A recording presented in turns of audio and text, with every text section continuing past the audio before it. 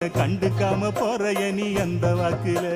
கல்லு கட்டு நோக்கத்துல வந்த மாப்பிள்ள இப்ப சுத்தி சுத்தி